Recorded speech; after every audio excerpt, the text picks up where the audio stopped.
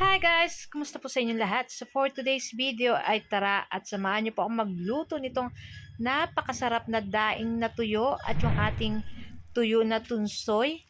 At hindi rin syempre mawawala yung ating scrambled egg at meron din tayong kape later. So medyo maulan-ulan po ngayon, so masarap pong kumain ng ganito pag maulan. So yan na nga yung ating daing dyan na tuyo. So lulutuin lang natin yan side to side.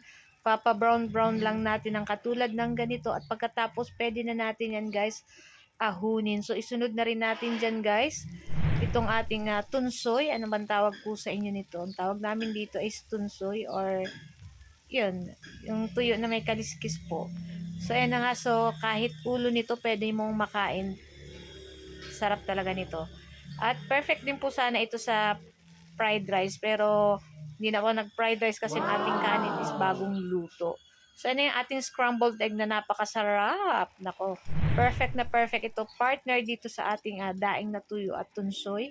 Siyempre later, titimpla tayo ng kape kasi hindi kompleto pag wala tayong kape dito. Ayan. So, ni-request ng aking bunsong anak. Ayan, bihira po mag-request yung aking anak na bunso ng ganitong ulam. Kaya pag nag-request, syempre kailangan natin sunodin. So ayan na nga, at luto na dyan. Syempre gumawa ko ng sausawan, nilagyan ko ng suka, bawang at konting sili.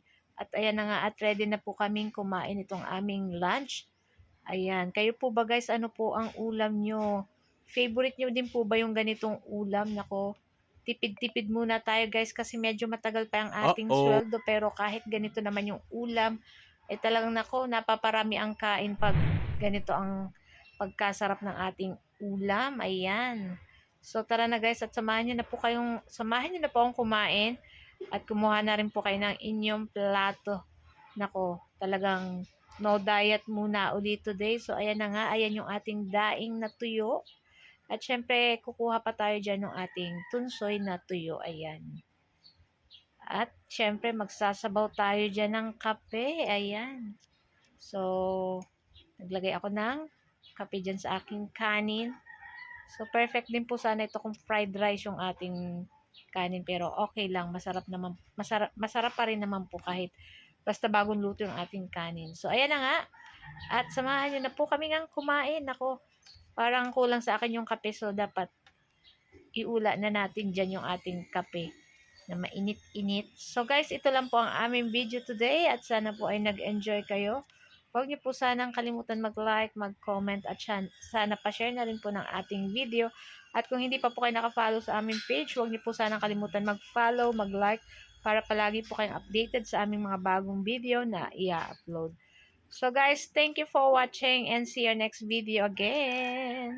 Naku, bago ko to guys maubos ay magpapaalam na ako at talagang hindi ko na mapipigilan itong pagkain, itong pagkasarap-sarap ng ganitong aking lunch.